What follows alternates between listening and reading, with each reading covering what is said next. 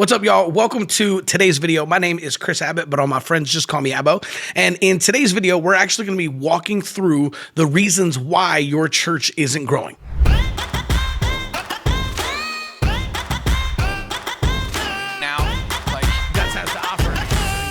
Now, here's the deal. I believe that God doesn't change situations. God changes people, and changed people change situations. Okay, feel free to argue with me on that, but I'm convinced. I've seen it in the Bible. I've seen it in my own life, and I've seen it over and over in some of the churches that I've been blessed enough to be able to hang out with and work with. And so, man, let's talk about like some of the reasons here. Now, I do want to point out, man, Carey Nieuwhof has an incredible article on this exact subject. And a couple of years ago, like went viral. I think it was a blog post went totally viral, and it was read like over 40,000 times. So like probably way more than that now. But that article was the inspiration for this video. So I kind of took it, remixed it, added some of my own thoughts, and that's what we're going to be talking about here today. So let's dive in. Now, the reason that your church isn't growing is definitely not because of a lack of desire, right? Like almost every church wants to grow, wants to reach more people, wants to make heaven crowded, right? It's not because of a lack of desire.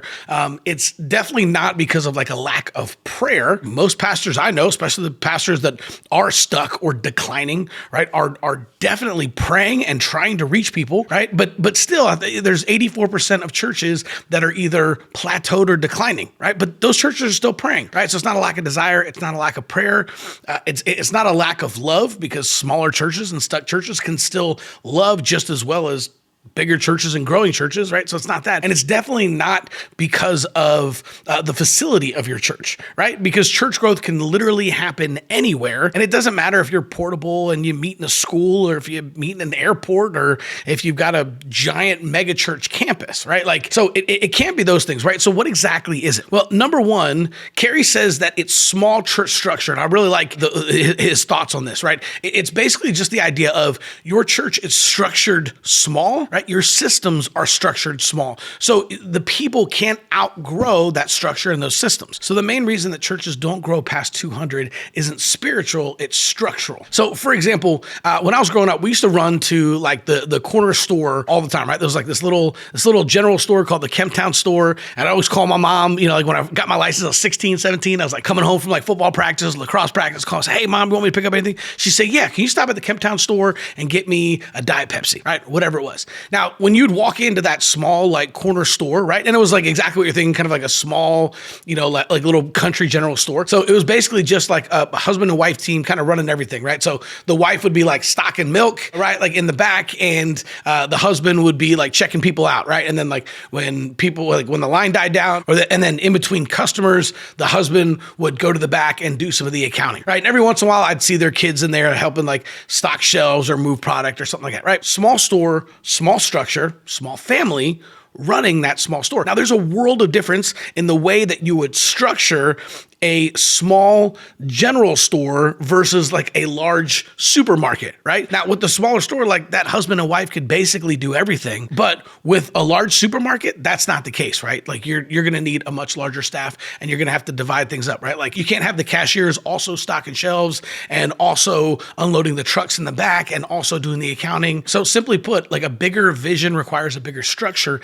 And the best way to do that is with healthy church systems. Number two, superhero syndrome. Okay, this is basically where just the pastor does everything. And anybody who's been in ministry for longer than 5 minutes understands this, right? Like you can't continue to do ministry and function well if you, as the pastor, are doing all the weddings, all the funerals, all the preaching, all the hospital visits. You're showing up early to set up chairs. You're staying late to sweep up, and then doing all the ministry throughout the course of the week, right? It just doesn't work. You can't do everything. So there's actually this thing in social psychology called Dunbar's number, right? And it basically says that every single person can effectively manage about 150 relationships. It's actually fascinating to me, right? I personally think this is the reason why most churches don't break the 200 mark. It's because each person can effectively manage about 150 relationships, right? So if you have a church of 150, you can remember everybody's name, and you can remember like their kids' names and when they have babies and their birthdays and the stuff that's going on. But above 150, you can't really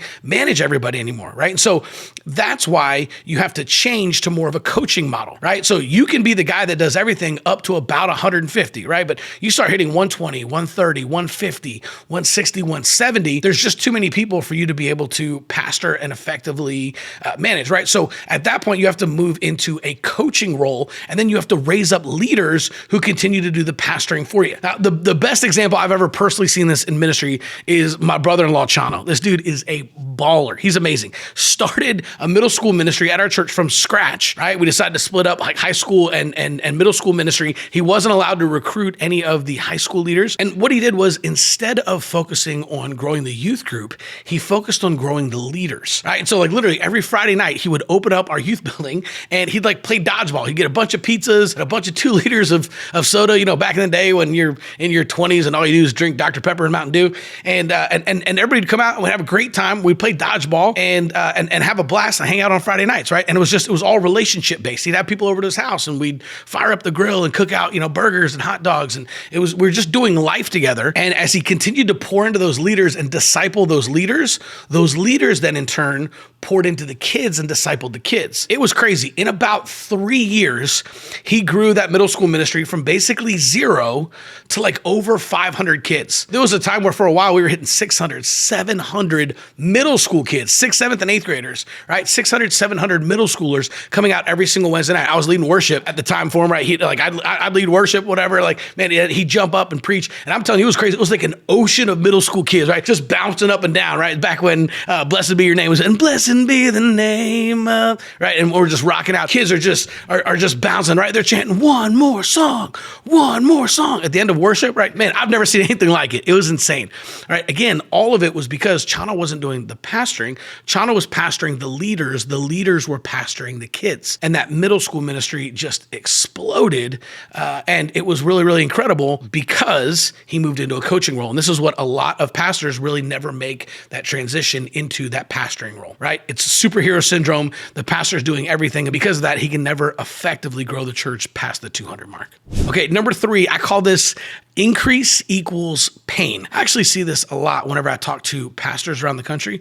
The problem is, right, for a pastor that's already doing everything, right, that's experiencing that superhero syndrome that we talked about, right, like now the idea of going from 100 people to 200 people, right, they're just saying, oh my gosh, like I'm already maxed out. I'm already working 60, 70, 80 hours a week. And they start thinking, look at all the funerals I'm doing and all the weddings and all the hospital visits and everything I'm doing. If we have twice the amount of people, I'll be doing twice the amount of stuff, right? And so it's the idea you begin to associate the idea of increase and growth with pain, right? More people, more pain. And so this is really, really tough because even if you want to grow, if inside, even if it's subconscious, you are believing that increase equals pain, you'll never allow yourself to go there, never allow yourself to do the things you need to do in order to reach more people and grow. Now, Carey Nieuwhof says that one of the best ways to do this is with small groups because 98% of the pastoring actually goes on in the small group. And now you're raising up leaders and you're training people to pastor each other inside of those small groups. And so you can continue to grow exponentially.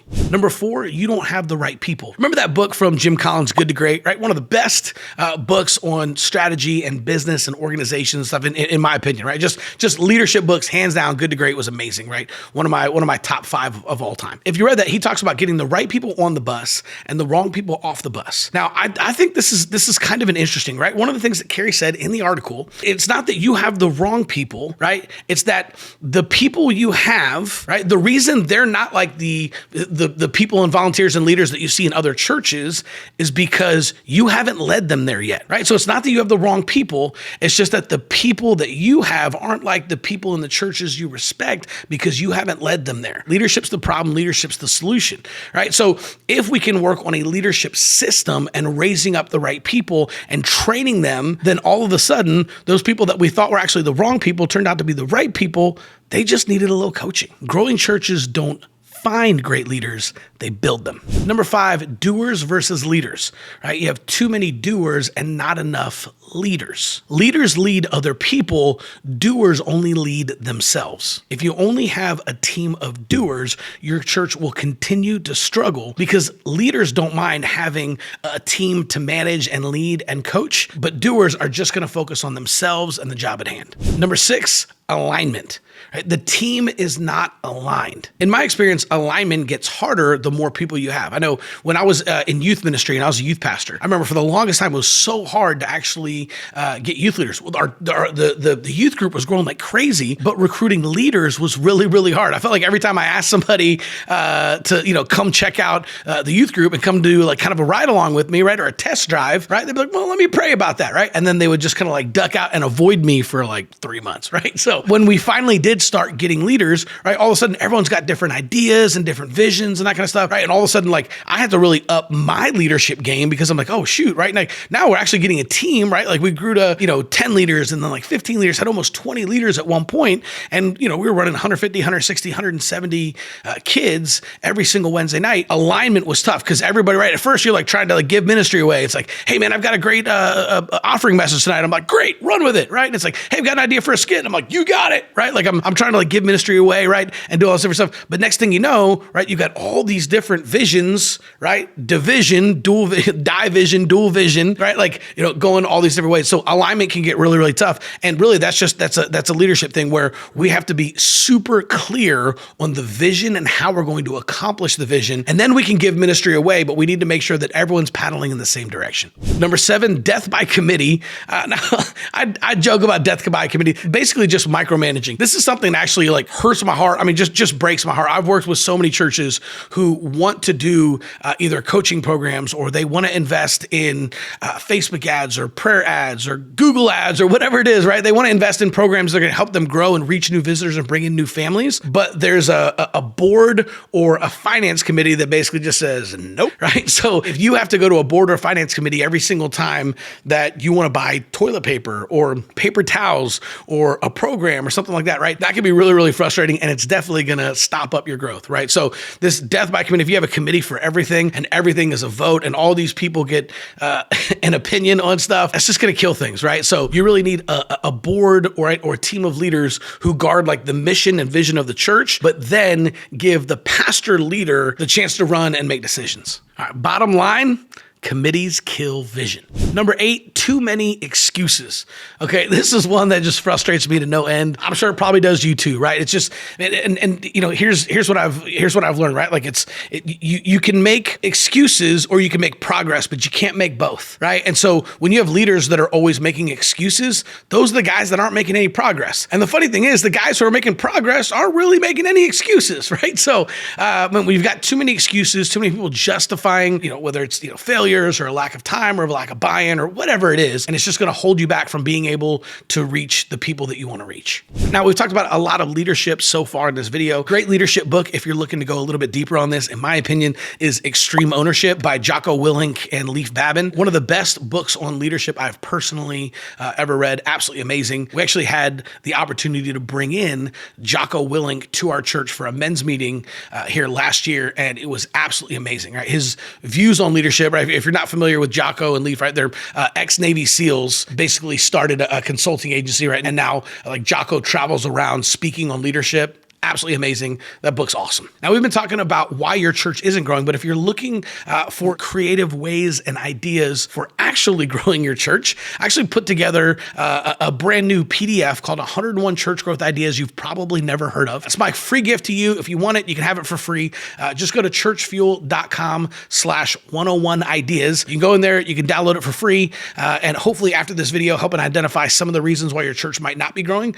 Hopefully you'll be able to find some ideas on that list that you've never heard of or maybe never thought of that can help you get the ball rolling in the right direction, help you start reaching new families, getting new visitors, and ultimately make heaven crowded. Man, thank you guys so much for watching. Make sure to like and subscribe. If you're looking to go a little bit deeper on church growth, you can check out the Grow Your Church workship that Ryan and I recently did. It was crazy. We had over 10,000 pastors and church leaders that registered for the Grow Your Church workshop. It was awesome. It was a crazy time, really, really fun. Had had a chance to hang out with a lot of church leaders, and we really dove in and kind of went in depth on a step-by-step growth plan for the entire calendar year. And we go month by month through the entire calendar year and just kind of tell you exactly what to do. So if you want to check that out, that's on the channel, the Grow Your Church Workshop. You can check that out, go a little bit deeper. Man, thank you guys so much for checking out the channel. Again, like, subscribe, hit that little notification bell so you get a notification every single time we drop a new video. I am praying that God continues to do exceedingly abundantly above and beyond all that you ask or imagine. God bless you guys. We love you. We'll see you soon.